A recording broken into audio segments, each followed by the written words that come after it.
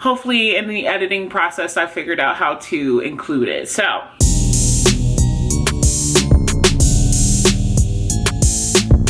what's up guys, it's your girl Book Savani and I am back with another effing video.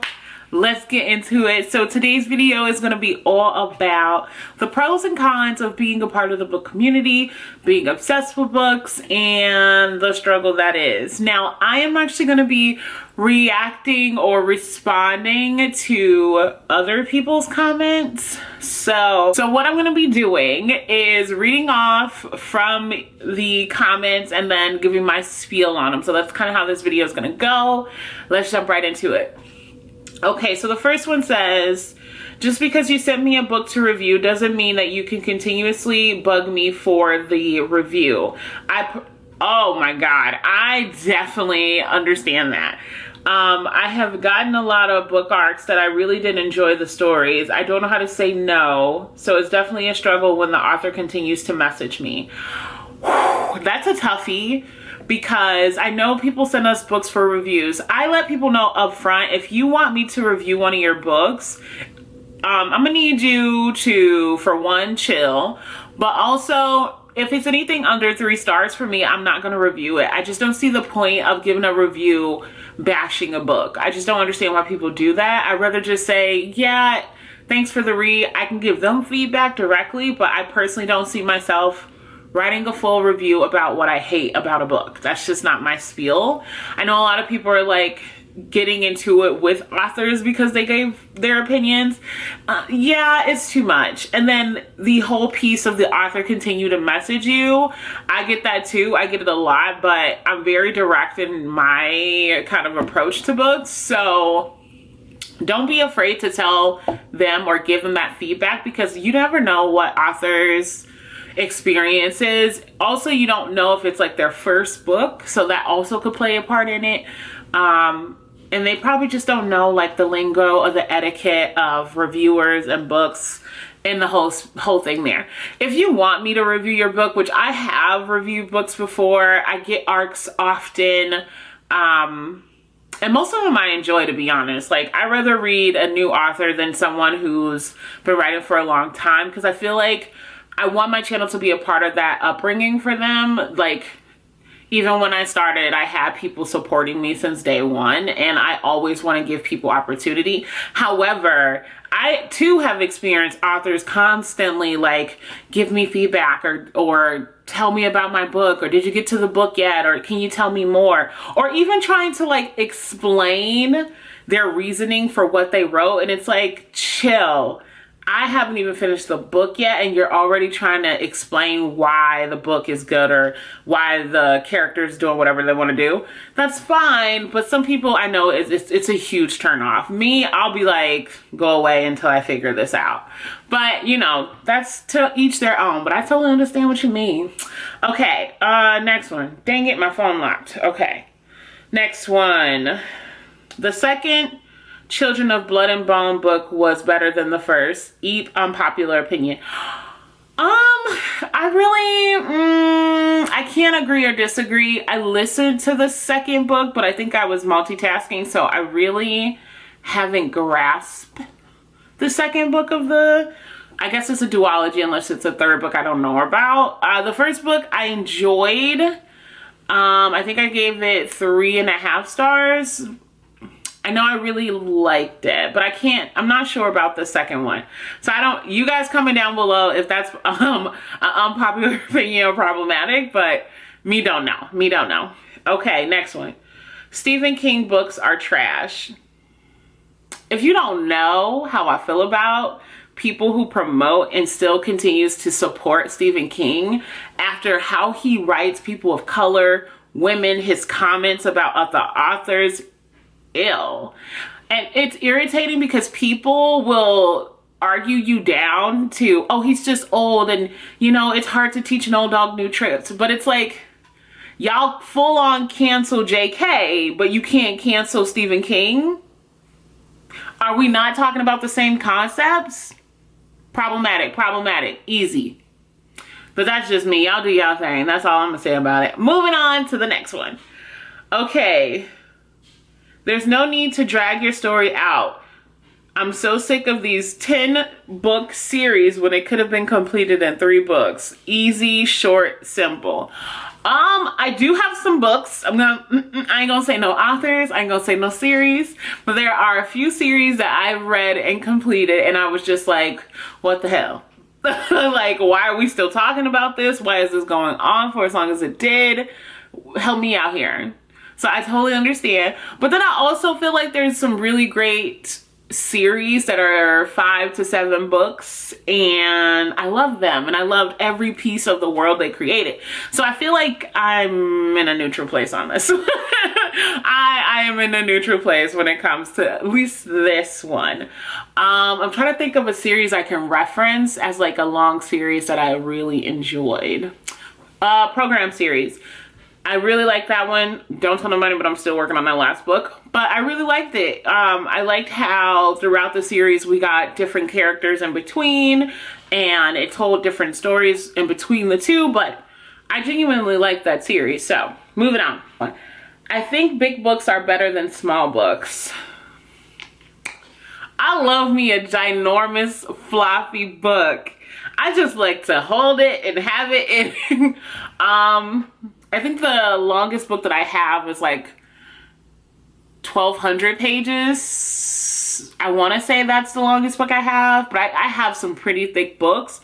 Even like my Buffy trilogy book set that I have, it's like 3 or 4 stories in the books, but the books themselves are like 700 to 800 pages, which isn't that bad. But man, do I love me a floppy big book. Now, do I think they're better than small books? I don't know. I think it's also an art form and a talent to tell a really great story in a little bit of pages. So, I don't know.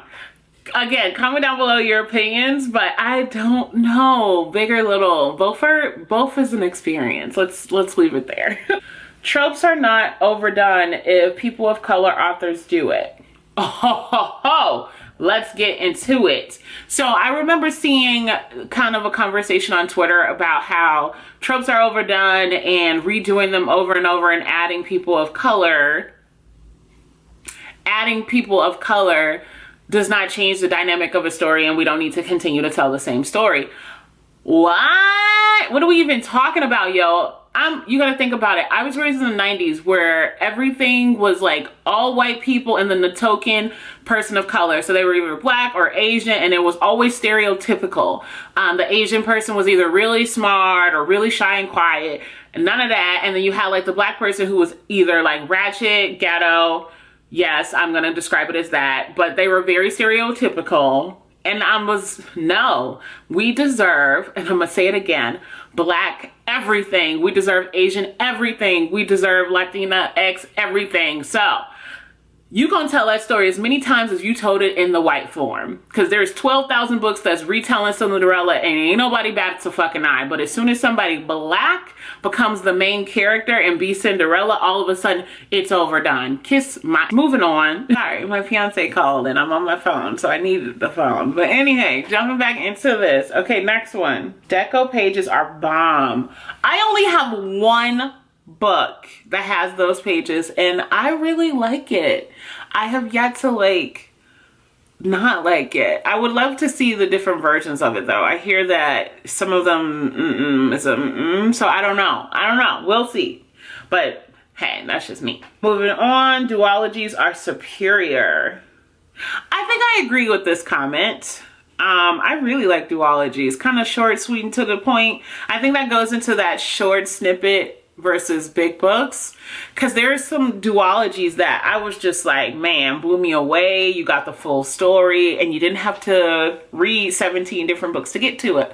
So I like duologies. I'll say yes. Book related social media reviews, the same books, same content, different voices, but the constant over and over. I agree. Book talk, or at least correction. I agree to a certain extent. It depends on who you're following. I think the most popular, let's say that, the most popular book talk or booktube or whatever kind of goes over the same books. And I think that's why I stepped away from a lot of those platforms for recommendations. I personally have started just looking at books, reading the back, seeing if it's interesting, going back to like going back to my roots of loving books, because I've noticed that one person will say they like a book and then 12,000 people will follow that trend, even if the book isn't good. And that's what irritates me. I hate super hyped books that are just mediocre stories. It's like, blah. Like, you hyped it up, I got the book, now give me my $16 back, because now I want my money back. You wasted my time. Okay, back to the next one. But yeah, I agree. I think we need to expand our horizons a lot more. That's why I'm starting to follow a lot more smaller YouTube channels and a lot smaller booktube pages, because the big people, I feel like, are just regurgitating each other. Oh, you like that? I like it too now. It's like, let's have a mind of our own, people. Move it on. Okay, so those were all the ones from my Instagram, trickling over to the Twitter comments. Okay, so this one says, there's this pressure to read like 20 books a month, like people don't have shit going on in their lives. I admire people who do it, but that's a lie. Baby, I agree 1000%. There are some people that booktube and book content is their job, is their life. They do it and they kill it. And 1000% congrats to you, honey boo boo. But me, baby, this is why I don't do TBRs anymore. This is why I do currently reads now, because I'm a mood reader. But also, realistically, I can't pressure myself into thinking, oh, I gotta read this so I can make content about it.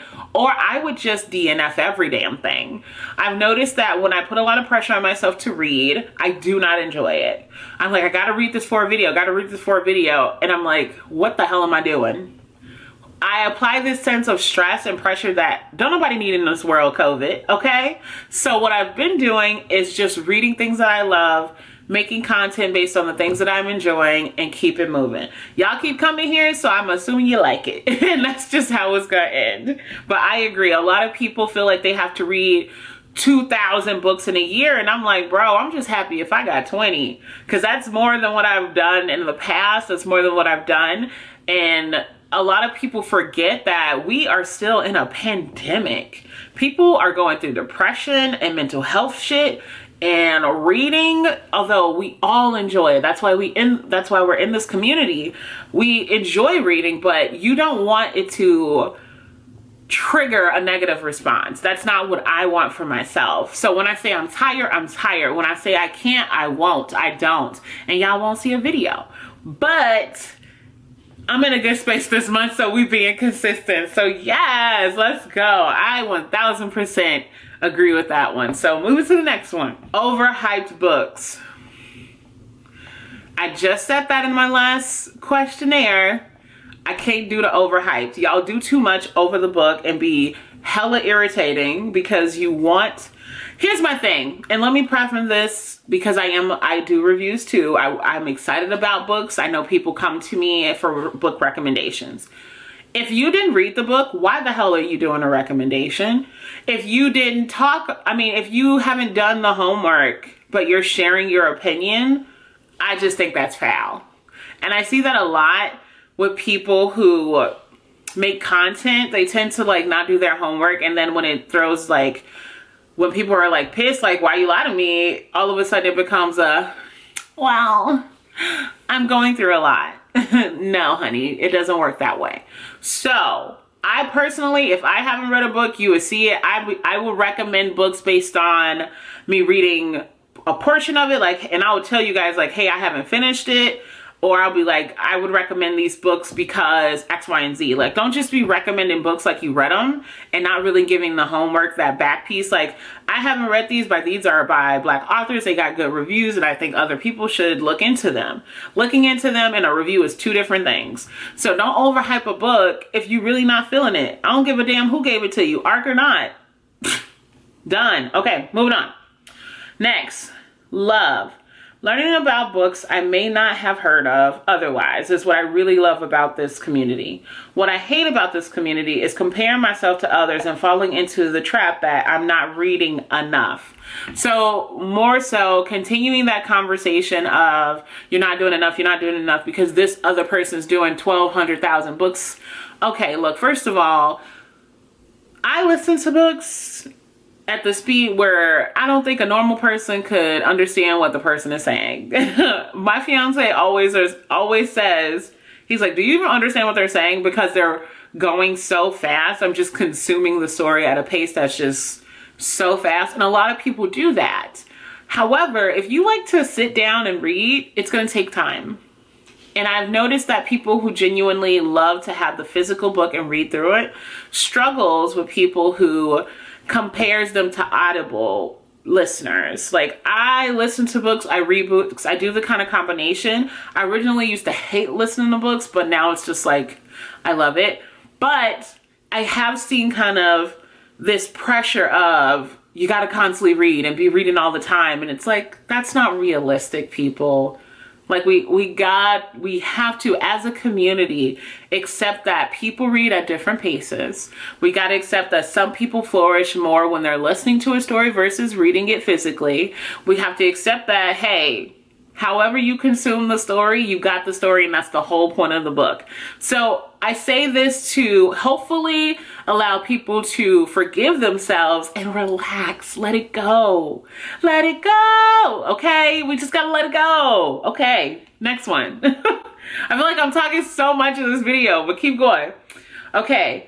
Seeing the same books over and over and over. 1000% agree with this. I've read books from people who self-publish, who are published through smaller companies, and the book is phenomenal. But because we have these bigger publishing companies, which I think is like 5 or 6 of them, because we have bigger publishing companies kind of backing these same stories, that's what's getting the hype. That's what's getting the attention. I would really love to see people, when I say people, I mean everybody in the book community, to take a little bit more effort into focusing on smaller publishing and new authors and things of that nature, because we can't all blame it on the company and the industry. We got to do our part too. And I challenge myself to do my research, do my homework, and find those other authors. A lot of them find me, but I also try to share those when I do. Book community. I love the connections with other readers and authors, but I dislike the most elitist attitudes when it comes to reading the in books or how to read books, physical, ebooks, audio. I think that just kind of goes with the last comment. I agree. I do love the connections that I've made through the book community. I mean, you guys are fantastic. So many people come to mind, but I probably talk to people in the book community more than I do people outside of the book community, just because I can tell my family tired of me and my damn books. I'm like, y'all gotta read this. You read this? This is what happened? Oh my God, it's so great. And they like, yeah, maybe we might. Okay, sure. But the book community is a whole different kind of conversation. I enjoy it. I flourish in this space.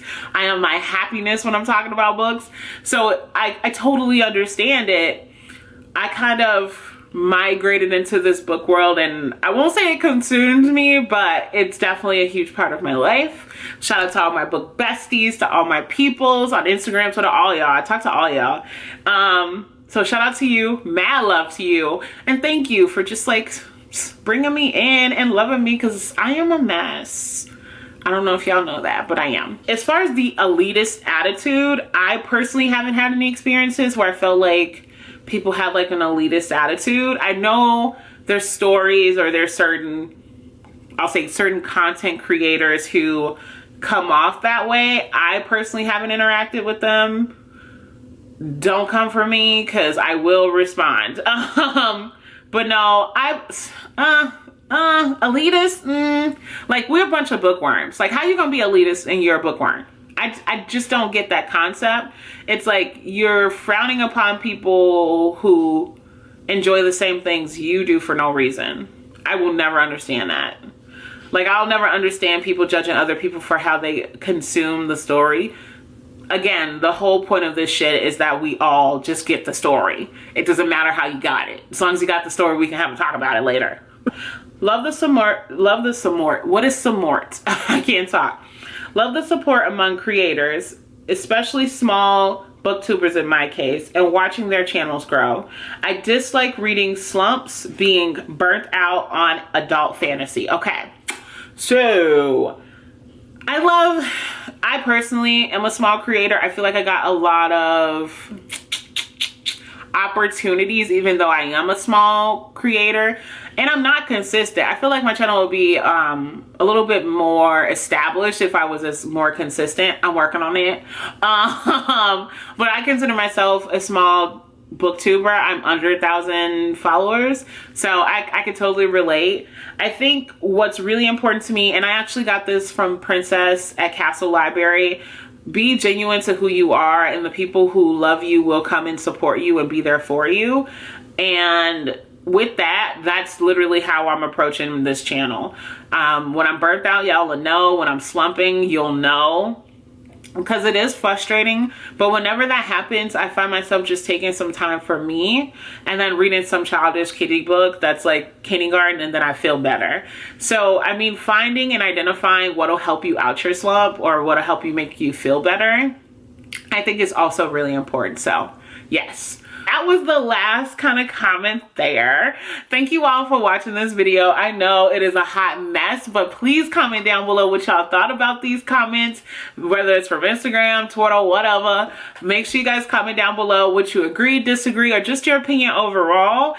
Make sure you follow me on all of my social medias. All my links are linked below. It's the girl Books with Bonnie. I'm out.